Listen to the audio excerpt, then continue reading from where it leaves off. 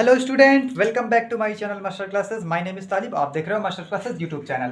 तो कक्षा 10 विज्ञान अध्याय 10 प्रकाश का परावर्तन तथा अपवर्तन, ये वाला चैप्टर चल रहा है आपका फिजिक्स का। यानी कि आपके जो विज्ञान है वो तीन है। आपके विज्ञान की बुक एक ही है, लेकिन उसमें तीन विज्ञान है आपका। एक भौतिक विज्ञान है, एक रासायनिक विज्ञान है, एक जीव विज्ञान है। तो हम पाठ 10 प्रकाश का परावर्तन तथा अपवर्तन, ये भौतिक विज्ञान यहाँ से चालू है, तो हम वो वाला विज्ञान पढ़ा रहे हैं। ठीक है, हम सब विज्ञान पढ़ाएंगे, मतलब तीनों आपकी साइंस पढ़ाएंगे, लेकिन भौतिक विज्ञान हमने सबसे पहले स्टार्ट किया हुआ है। तो इसका कई सारे वीडियोस मैंने क्लासेस ली है और उसमें मैंने डिस्कस किया है कई सारी चीज़ें। इसमें मैं उसी के आगे डिस्कस करने वाला हूँ। तो कुछ बेसिक्स बताऊँगा। क्या क्या बताऊँगा? बेसिक्स कि प्रकाश किरण की जाती है किस किस मार्ग से जा सकती है। देखो, हमने पिछले वीडियो में बताया था कि कोई दर्पण होगा, मान लो ये अवतल दर्पण है, कोई दर्पण है अवतल। अगर ये अवतल दर्पण है तो कोई यहाँ पर उसकी मुख्य अक्ष होती है, मैंने यही बताया था। यहाँ पर कहीं उस जो दर्पण होता है, वो दर्पण जिस गोले का भाग है उसका केंद्र ही वक्रता केंद्र कहलाता है। तो मान लिया वो केंद्र यहाँ था, वो सी है। इस सी से आधी दूरी पर यहाँ पोल था P, ध्रुव जिसको बोलते हैं। ध्रुव से आधी वक्रता केंद्र से आधी दूरी पर F होता है फोकस, मुख्य फोकस जिसको कहते हैं आपको मुख्य फोकस। और मैंने बताया था कि प्रकाश किरण किधर से जाती है, किधर से जाएगी, तो कहाँ से गुजरेगी। ये भी इस वीडियो मेनली इस वीडियो में मैं उन्हीं पर फोकस करके उस सारी चीज़ों को समराइज करके एकदम अच्छे से सेपरेट बता दे रहा हूँ इस वीडियो में, जिससे मैं जब प्रकाश के परावर्तन डिस्कस करूँ, उस पर क्या बोलते हैं गोलीय दर्पण द्वारा प्रतिबिंब का बनना डिस्कस करूँ, तो आपको वहाँ पे ये सारी चीज़ों की दिक्कत ना आए। तो याद रखना, प्रकाश सभी जगह से जा रहा है, हर जगह से जा रहा है, लेकिन हर जगह से बहुत सारा प्रकाश आएगा। ठीक है, लेकिन क्योंकि हमको प्रतिबिंब बनाना है, हमको स्टडी करनी है हर एक चीज़ों की, किधर से आएगा प्रकाश तो कहाँ प्रतिबिंब बनेगा। मतलब कोई वस्तु यहाँ रखी है तो उसका प्रतिबिंब कहाँ बनेगा, यहाँ बनेगा, यहाँ बनेगा, यहाँ बनेगा, कहाँ बनेगा, इसको डिस्कस करना है। तो हमको सारी किरणों से मतलब नहीं, हमको कुछ किरणें लेनी पड़ेगी। बेसिकली हमको प्रतिबिंब बनाने के लिए सिर्फ 2 किरणों की आवश्यकता होती है। दो मतलब हम 2 किरणें लेकर सब डिस्कस कर सकते हैं कि कहाँ प्रतिबिंब बनेगा। तो 2 किरणें हम लेंगे और उन 2 किरणों से ही प्रतिबिंब बनेगा। तो अभी मैं 2 किरणें ले रहा हूँ, दो किरणें। और हाँ, 2 किरणें लेंगे, ये बात तो कंफर्म हो गई कि 2 किरणें लेंगे, और उससे ज़्यादा भी ले सकते हैं। ठीक है, कितनी भी किरणें लो, आपकी मर्जी। लेकिन उन किरणों को अगर स्टडी करनी है हमको, तो किधर से जाएगी तो कहाँ से गुजरेगी, इस बात को कैसे बताएं। तो मान लो कि कोई वस्तु रखी है यहाँ पे, मैं रख देता हूँ कोई वस्तु।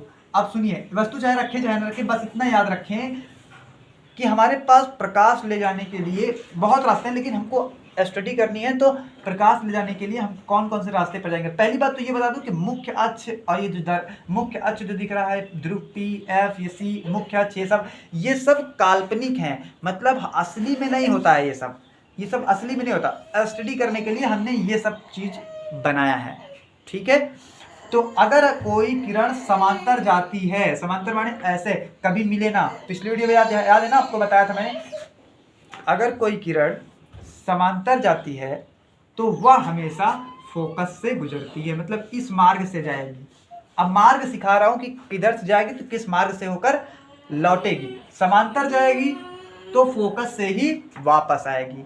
अगर मान लो कोई किरण है जो कि फोकस से जा रही है, देखो भाई, समांतर गई तो फोकस से गुजरेगी, इस बात को याद कर लो। समांतर गई तो मुख्य फोकस से जाएगी। लेकिन अगर फोकस से ही चली जाए, कोई किरण मान लो फोकस से ही चली जाए, ऐसे जैसे मान थोड़ा और सीधी कर लेते इसको। अगर मान लो कोई किरण है जो फोकस से चली जाए तो वह समांतर गुजर जाएगी। उसका उल्टा, सेम उसका उल्टा, कि अगर कोई किरण समांतर जाएगी तो फोकस से गुजरेगी, जब फोकस से जाएगी समांतर हो जाएगी। ठीक है, तो किरणों को गुजारने के कितने रास्ते हो गए? बहुत सारे रास्ते हैं। तो पहला रास्ता हमारे पास, रास्ते तो बहुत है, लेकिन हमको मेनली किधर से गुजारेंगे तो हमारा प्रतिबिंब अच्छे से बन जाएगा और हमको स्टडी करने में इजी होगा। तो देखिए, ये मुख्य अक्ष जो होती हैं, ये सारी चीज़ें, ध्रुव, फोकस, ये सब काल्पनिक है, मतलब असली में नहीं होता है। हमने अपने समझने के लिए, पढ़ने के लिए हमने इस सब चीज़ का नाम रख लिया, ऐसा समझ लिए, ताकि हम प्रतिबिंब बनाएं तो उसको स्टडी कर सकें, कैसे आपको पढ़ा सकें। हमने ही नहीं, ये ना सोचना कि खाली हमने बनाया है, हमने नहीं बनाया।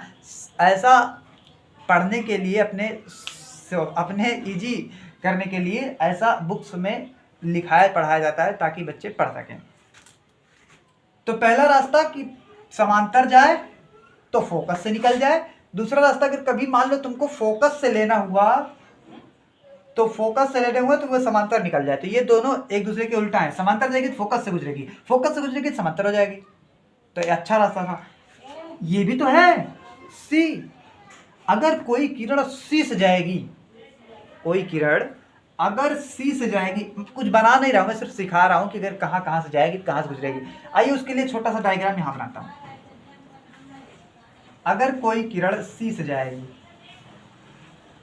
यहां पर आपका फोकस है, यहां पर आपका सी है। अगर कोई किरण सी से जाएगी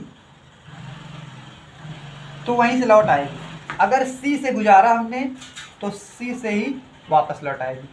ठीक है, सी से गई तो सी से वापस आएगी, मतलब उसी रास्ते से गई उसी रास्ते से वापस आएगी। तो कौन सा ऐसा रास्ता है कि किरण वही रास्ते से जाए और वही रास्ते से चले? तो वक्रता केंद्र है वह रास्ता। अगर वक्रता केंद्र से कोई प्रकाश की किरण जाती है तो उसी मार्ग से वापस लौट आती है। ये हो गया दूसरा। और एक रास्ता है क्या, पी भी तो है, पी की जगह में से भी तो कोई गुजार सकता है। तो उसके लिए यहाँ पर एक छोटा सा डायग्राम बना, छोटा बना के दिखा रहे हैं। अभी इसी में सब बना दूंगा तो खिचड़ी हो जाएगा आपको, कुछ अभी नए हैं आप तो समझ में नहीं आएगा, इसलिए मैं सब अलग अलग बना दे रहा हूँ ताकि आपको समझ में आ जाए। थोड़ा इसको ज़्यादा बड़ा बना दिया, इसको यहाँ छोटा सब बना के सिखाना चाहिए था आपको, बड़ा बना दिया। लेकिन ठीक है, पहला जो अच्छे समझ में आना चाहिए पहला। ठीक है, यहाँ पे आपका ग्रुप पी है, यहाँ पे एफ है, यहाँ पे सी है। देन अब क्या होगा, अगर ये रास्ता पी वाला, तो यहाँ से कोई किरण गई ऐसे मान लो, तो जितने एंगल पे, मान लो ये अभिलंब है तो अभिलंब, प्रकाश का परावर्तन याद करो, परावर्तन का नियम हर एक किरण जितनी अभी तक मैंने बताई सब परावर्तन का पालन कर रही है। तो अगर कोई किरण ऐसे आई तो वह जितने एंगल पे आई उतने एंगल पे यहाँ लौट जाएगी, मतलब ऐसे आई तो ऐसे चली जाएगी। ये अभिलंब है तो देखो प्रकाश का परावर्तन लग रहा है ना, तो परावर्तन का नियम इसलिए सबसे पहले पढ़ाया जाता है जिससे आप क्या करें, सारे किरण आरेख बनाना सीख जाए। ये सब हम किरण आरेख बनाना सिखाने के लिए ये सब बेसिक्स बता रहे हैं आपको। आप ये मेरी हर एक वीडियोस को वॉच करके सिर्फ उस टॉपिक को पढ़ने के लिए इतना चीज़ पढ़ा रहा हूँ। तो अगर मेरी वीडियोस आप देखकर उस टॉपिक को पढ़ेंगे ना तो आपको ऐसा लगेगा कि यार ये सब तो मुझे पहले से ही पता है। ठीक है, तो ये हो गया आपका। इसके बाद अगली वीडियो में हम बताएंगे कि फोकस दूरी ये क्या होती है, फोकस दूरी F और वक्रता त्रिज्या, यहाँ से लेकर यहाँ तक क्या होती है, वक्रता त्रिज्या, ये R, ये पूरी वक्रता त्रिज्या, ये फोकस दूरी, इन दोनों में संबंध जो R बराबर 2F था, मैंने पिछली वीडियो में जो बताया था आपको ये फॉर्मूला R बराबर 2F वाला, ये कहाँ से आया है, कैसे पैदा हुआ है, हम तुमको दिखाएंगे इसी में करके कि हाँ R बराबर 2F होता है। इसको सिद्ध करेंगे, प्रूफ करेंगे। ठीक है, मिलते हैं नेक्स्ट वीडियो में। Thanks for watching.